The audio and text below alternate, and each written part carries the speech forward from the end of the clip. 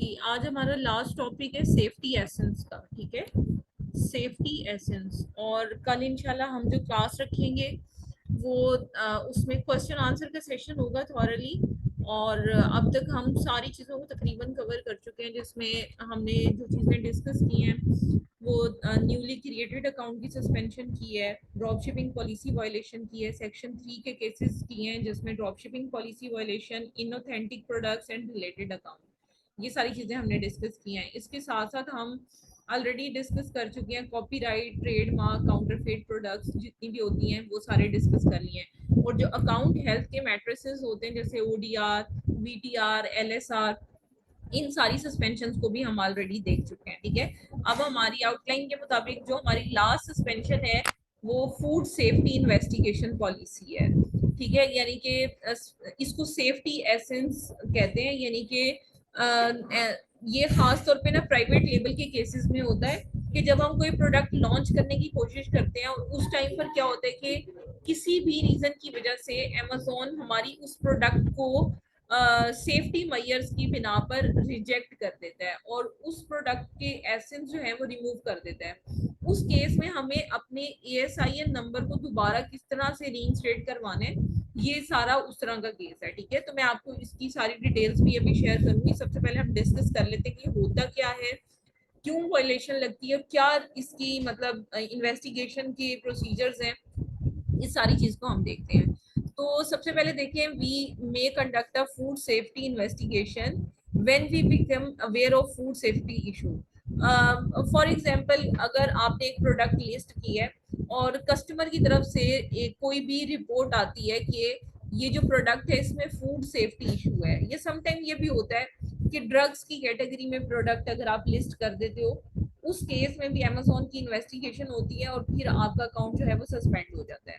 ठीक है, और अगर आप उस लिस्टिंग पर कोई भी सेल ले रहे हो तो ऑटोमेटिक आपकी वो सेल्स आना भी बंद हो जाती है, आपका ईएसआईएन रिमूव हो जाता है, आपकी इन्वेंट्री जो है वो अमेजोन होल्ड कर लेता है। ठीक है, एक इस तरह का केस है हमारे पास जिसमें स्पाइस ग्राइंडर था उनके पास, और उन्होंने मतलब वो मिस्र का एक केस है, ये अकाउंट था, उन्होंने उनका अकाउंट हमने खोल कर दिया था।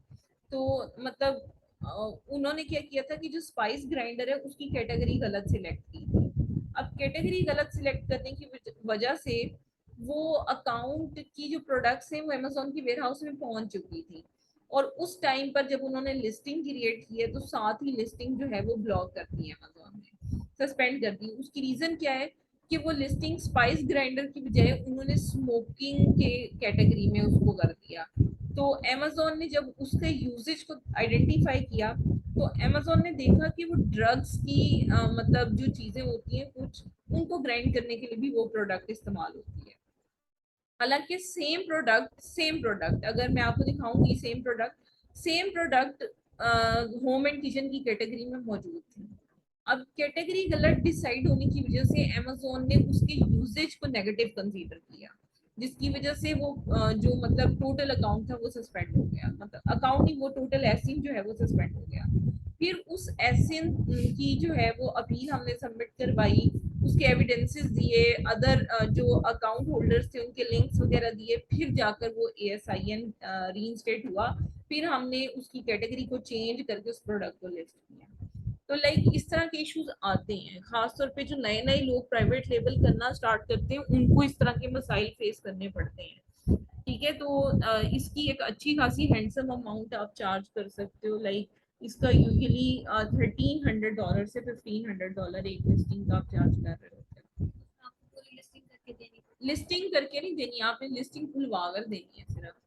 ठीक है, और इसमें एक और तरह का सेफ्टी ऐसे में केस भी आता है जिसमें आप समझ लो कि जो प्रोडक्ट होती है आपकी, वो या तो कस्टमर की तरफ से वो कंप्लेन आई होती है जिसकी वजह से वो सस्पेंशन हो जाती है, और एक और इसके अंदर सिनेरियो होता है कि अगर आप प्रोडक्ट सेल आउट कर रहे हो और उसमें मतलब समझ लो कि आपकी लिस्टिंग हाईजैक हो गई, हाईजैक भी हो जाती है लिस्टिंग, यानी कि अगर आपने ब्रांड रजिस्टर नहीं करवाया हुआ ना अपना, फॉर एग्जाम्पल मैंने बस एक प्रोडक्ट कहीं से तैयार करवाई और उसकी सोर्सिंग करके मैं उसे सेल आउट करना शुरू कर दूं, मैंने उस लिस्टिंग की सिक्योरिटी के लिए सच कोई काम नहीं किया हुआ। सिक्योरिटी किस तरह से कि हमें एक ट्रेडमार्क रजिस्टर करवाना पड़ता है अपने ब्रांड के लिए, और ट्रेडमार्क मैंने बताया हुआ है आपको, ठीक है। और सेकेंड थिंग कि आपको जो भी आप प्रोडक्ट की लिस्टिंग करते हो उस लिस्टिंग का ब्रांड अप्रूवल लेते हो अमेजोन से, ब्रांड रजिस्ट्री प्रोसेस कहते हैं उसको। अगर ये दोनों चीजें आपने नहीं करवाई तो कोई भी पर्सन आपकी लिस्टिंग को हाईजैक कर सकता है। हाईजैक का मतलब ये होता है कि वो भी वैसी प्रोडक्ट सेल करना शुरू हो जाता है और वो आपकी लिस्टिंग पे आगे सेल करना शुरू हो जाता है। तो आप कुछ नहीं कर सकते क्योंकि आप अमेजोन को ये प्रूफ नहीं कर सकते कि ये प्रोडक्ट आपकी एसेट है इनके और इस पर कॉपीराइट है, ये राइट्स ऑफ ऑनर है, ठीक है। तो उसके लिए मतलब ये कि समटाइम इस तरह से भी होता है। मैं आपको सिनेरियोज अभी बता रही हूँ, अभी केस को फिर हम डिस्कस करते हैं। एक सिनेरियो इस तरह का भी होता है कि फॉर एग्जांपल आपने भी लिस्टिंग की हुई है उस प्रोडक्ट की और एक मैं भी सेम प्रोडक्ट की लिस्टिंग कर देती हूँ। अब क्या होगा कि अगर आपका ट्रेडमार्क रजिस्टर्ड है और आपका मतलब समझो कि ब्रांड रजिस्टर है, ठीक है, लेकिन मेरा नहीं है लेट्स से, ठीक है, और या दोनों का नहीं है, तो उस केस में जो बंदा पहले लिस्टिंग करके बैठा होता है उसकी अथॉरिटी ज्यादा होती है, ठीक है। यानी कि ना आपने अप्रूवल लिया हुआ है ना मैंने लिया हुआ है, ठीक है। दोनों केसेस में जब केस फाइल अप होगा ना हाईजैकिंग का, तो अमेजोन उस बंदे को प्रायोरिटी देगा जिसने वो लिस्टिंग पहले की, ठीक है। तो ये सारे सिनेरियोज है जो मैं आपको बता रही हूँ। अब हम देख लेते हैं कि अमेजोन किस तरह से इन्वेस्टिगेशन करता है। खास तौर पे जो फूड से रिलेटेड आइटम्स होते हैं ना उस पर सेफ्टी की इन्वेस्टिगेशन बहुत ज्यादा होती है अमेजोन की तरफ से। अब अमेजोन जो है वो अपने कस्टमर को सेफ्टी प्रोवाइड करते हैं फर्स्ट, और जो फूड सेफ्टी की इन्वेस्टिगेशन है वो उसकी सबसे पहली इंपॉर्टेंस है, ठीक है। अगर स्पेशली आप फूड आइटम्स या फूड रिलेटेड आइटम कोई भी सेल कर रहे हो ना, तो उसकी बहुत ज्यादा अमेजोन मतलब सेफ्टी के मेजर्स लेता है। तो जो सेलिंग पार्टनर्स होते हैं वो रिस्पॉन्सिबल होते हैं प्रोडक्ट्स के कि वो सेफ होनी चाहिए और जितने भी रूल्स रेगुलेशन स्टैंडर्ड्स हैं उससे वो कंप्लाई कर रही है, उसकी कंप्लायंस हो, ठीक है। तो अमेजोन जो है वो ये चीज को इंश्योर करता है कि जो भी फूड या food item food related item आप सेल कर रहे हो वो आपके सिक्योर होने चाहिए। अब इन्वेस्टिगेशन में उसकी सीरीज ऑफ एक्टिविटीज को वो चेक करते हैं। फॉर एग्जाम्पल अगर फूड आइटम ही है, ठीक है, तो वो उसको चेक करेगा कि इशू किस वजह से आया, क्या वो आइटम ऐसी तो नहीं जिसकी वजह से एलर्जिक रिएक्शन हो। खासतौर पे कॉस्मेटिक्स वगैरह में भी ये वाले इश्यूज आते हैं। अमेजोन जो है वो टेस्टिंग की मतलब वो जस्टिफिकेशन मांगता है, बल्कि वेरिफिकेशन या एविडेंस मांगता है कि टेस्टिंग आपकी पास है या नहीं है, ठीक है। तो मतलब वो चीजें हमें प्रोवाइड करनी पड़ती हैं। अगर हम वो चीजें प्रॉपर इनवाइट मतलब प्रोवाइड ना कर सके उस केस में भी हमारी जो एसेंस होते हैं वो मतलब सस्पेंड हो जाते हैं। अब उसकी वजह से क्या होता है कि जो सेलिंग प्रिविलेज होती है उस आइटम की वो सस्पेंड हो जाती है, ठीक है। सिर्फ वो आइटम सेल नहीं कर सकते, बाकी सब अकाउंट चल रहा होता है आपका, ठीक है। We are unable to confirm food safety through the appeal document you have submitted, ठीक है। उसके बाद you have failed to submit required document to investigate question है। अगर आप डॉक्यूमेंट्स नहीं ना प्रोवाइड कर सकते तो उस केस में आपको ऐसे रीइंस्टेट करवाना इम्पॉसिबल होता है। आपको इनवॉइसेस चाहिए होती है प्रोडक्ट की। इसके अलावा आपको मतलब प्रोडक्ट आपने कहाँ से तैयार करवाई और जो प्रोडक्ट है मतलब उसका क्या यूजेज है, वो यूजेज बैकेंड से मैन्युफैक्चरर ने क्या दिया है और आप उसको किस कैटेगरी में जाकर लिस्ट करने लगे, वो सारी चीजें बड़ी इंपॉर्टेंट होती है। अभी पिछले दिनों मेरे पास एक क्लाइंट है यूके का, तो उसने मतलब खुद से लिस्टिंग करने की एक कोशिश की। तो वो एक कोई सर्जिकल इंस्ट्रूमेंट है, तो उसमें रेस्ट्रिक्टेड कैटेगरी के अंदर जाकर उसको लिस्ट करने की कोशिश की। तो विद इन 48 आवर उसकी लिस्टिंग रिमूव हो गई और एफबीए की इन्वेंट्री रास्ते में थी। तो इस तरह से भी सिनेरियोज हो जाते हैं। फिर उस केस में हमें वो सारी इन्वेंट्री वहां पर पहुंचने के बाद दोबारा वापस मंगवानी पड़ी, फिर उस इशू को रिजॉल्व करवाकर फिर नई लिस्टिंग करके फिर इन्वेंट्री दोबारा से भेजी, तो कॉस्ट तो सारी वहीं पर लगती है, ठीक है। तो ये सिनेरियोज होते हैं, तो आपने मतलब देखना है उसको कि हम किस तरह से इसको कर सकते हैं। अब देखो what happens when my SN offer is suppressed due to food safety investigation. अच्छा, सम टाइम ये भी होता है जब Amazon अपनी इन्वेस्टिगेशन कर रहा होता है ना, उस टाइम पे सप्रेस लिस्टिंग हो जाती है हमारे प्रोडक्ट की। सप्रेस लिस्टिंग का मतलब ये है कि बाइंग ऑप्शन क्लियरली नजर नहीं आ रहा होता, ठीक है, वो लिस्टिंग जो है वो सप्रेस हो जाती है। और आपको एक ईमेल नोटिफिकेशन आता है कि जो भी आपकी डिस्क्रिप्शन में इशू है या जो भी इशू है उसकी वजह से आपकी एसइन की ऑफर सप्रेस कर दी गई है। तो जब तक हम उस इन्वेस्टिगेशन को कंप्लीट नहीं करवा लेते तब तक वो सप्रेस रहती है, वो डीएक्टिवेट नहीं होती लेकिन वो चल रही होती है, लेकिन उसकी लिस्टिंग सप्रेस होती है।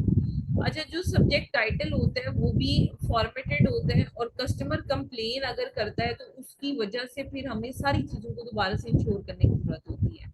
आपने कोशिश करनी है कि आपका प्राइमरी ईमेल अपडेट हो सेलर सेंट्रल पे, और सेलिंग पार्टनर सपोर्ट जो भी असिस्टेंस उसको चाहिए हो वो आप प्रोवाइड करें, ठीक है। अब अगर ऑफर आपकी सप्रेस है ड्यू टू रिकॉल और सेफ्टी फूड सेफ्टी इन्वेस्टिगेशन, तो आपको कैसे पता चलेगा? तो उसके लिए आपको एक ईमेल आएगी और आपकी लिस्टिंग का जो भी इशू है वो आपको कम्युनिकेट कर दिया जाएगा। आपने वहां से जाकर अपनी जो स्टैंडर्ड इन्वेंट्री यानी कि फंसी हुई इन्वेंट्री है उसको फिक्स करना है। अच्छा, अब रीइंस्टेट कैसे करवाया जा सकता है ऑफर को? अगर आप सक्सेसफुली किसी भी ASIN ऑफर को रीइंस्टेट करवाना चाहते हो तो आपको कुछ डॉक्यूमेंट्स रिक्वायर्ड होते हैं एज ए प्रूफ, ठीक है, जो कि उस ऑफर को उसकी डिटेल को हर चीज को मतलब ओके करवा रहे हो। तो उसके लिए 7 डेज का टाइम होता है रिक्वेस्टेड डॉक्यूमेंट्स प्रोवाइड करने का यूजली, ठीक है। 7 डेज का टाइम होता है, हमें 7 डेज में सबमिट करवाने होते हैं। अगर हम सबमिट नहीं करवाते तो अकाउंट या वो जो ASIN है वो रीइंस्टेट नहीं होता। अच्छा, what if my case has been closed due to no response or if Amazon deems the response insufficient? अगर Amazon को हम डॉक्यूमेंट सबमिट करवाते हैं वो कहते हैं सफिशिएंट नहीं है, और या फिर अगर हम रिस्पॉन्स देते ही नहीं है, तो दोनों केसेस में क्या होगा?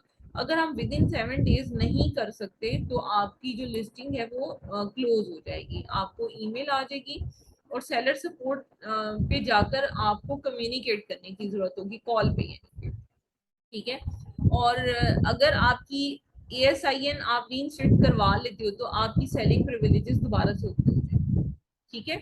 और अगर आप उसे रीइंस्टेट नहीं करवाते तो विद इन 30 डेज आप अपनी FBA इन्वेंट्री वापस मंगवा सकते हो, ठीक है।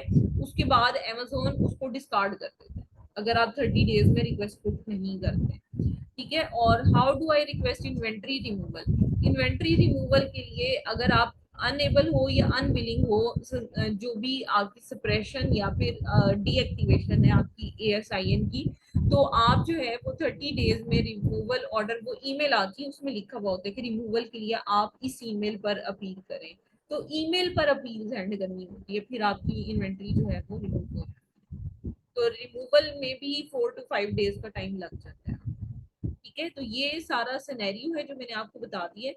अब हम मूव करते हैं इसके केस की तरफ जो रिजॉल्व करवाया हुआ है, क्योंकि अभी लेटेस्ट इस तरह का कोई मेरे पास केस नहीं है, लेकिन एक रिजॉल्व किए हुए अकाउंट की सारे स्क्रीनशॉट्स हैं और उसकी अपील है वो मैं आपको सारी शेयर करती हूँ। उस प्रोडक्ट का इमेज, उसकी इनवॉइस, उसकी हर चीज अवेलेबल है, वो मैं आपके साथ शेयर करती हूँ। मुझे बस थोड़ा सा टाइम बचा है। जी उसामा, प्लीज पूछिएगा क्वेश्चन।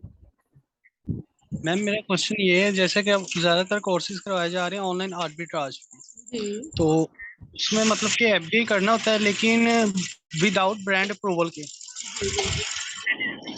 तो मैम अगर उसमें मतलब लिस्टिंग को वो इनएक्टिव कर देते हैं तो उसके मतलब आप गाइड कर सकते हैं कुछ?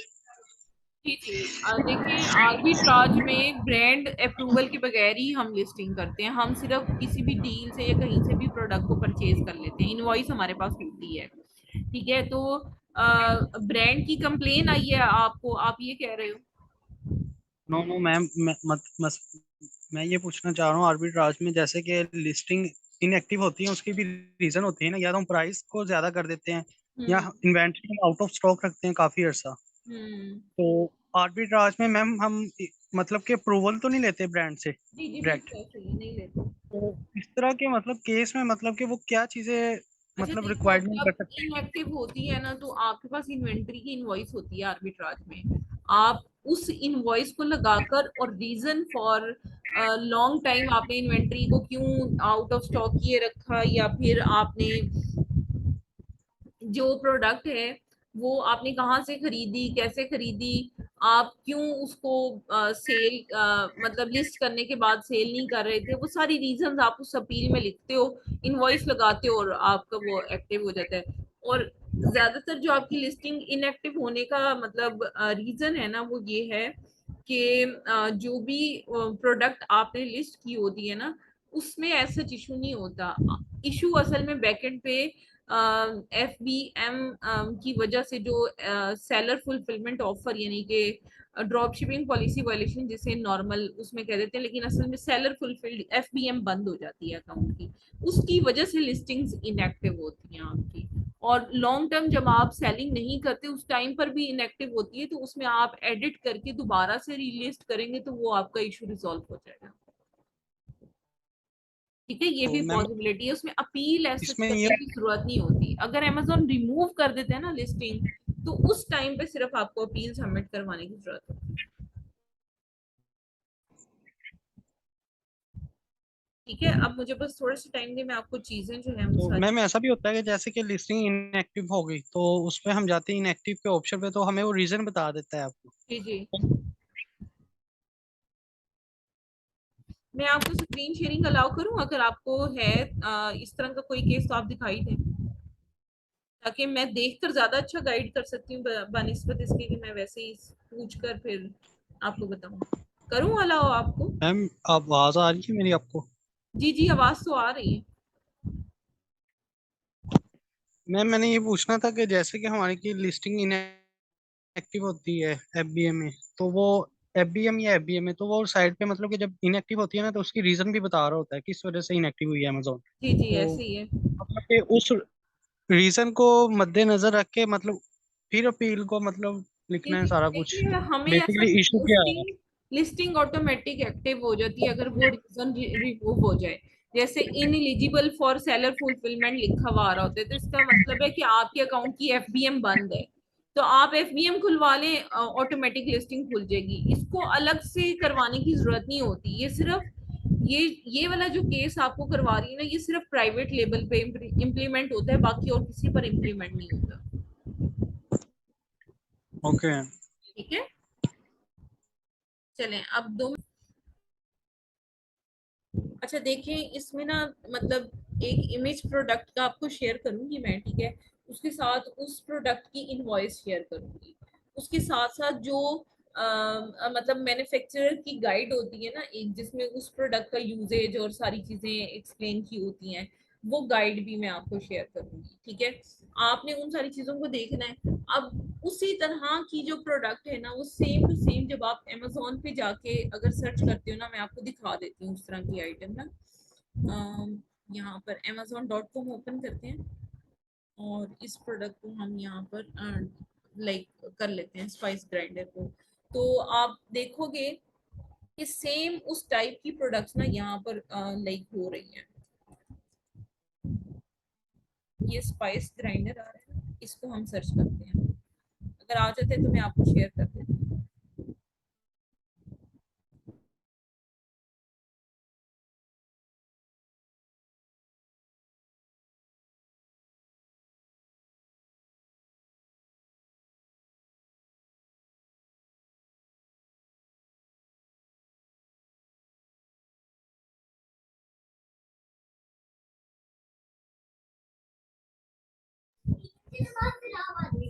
अच्छा, अब इसमें देखिएगा कि ये इस टाइप की प्रोडक्ट थी, जैसा ये है ना, इस टाइप की प्रोडक्ट है। मैं इसकी सारी चीजें आपको डिटेल्स वगैरह शेयर करती हूँ। इस टाइप की प्रोडक्ट थी वो, और बिल्कुल मिलती जुलती भी मैंने देखी थी उस टाइम पर तो थी, अब का पता नहीं है। ये किंग टॉप, ये स्पाइस ग्राइंडर। अच्छा, इसको ओपन कर लेते हैं।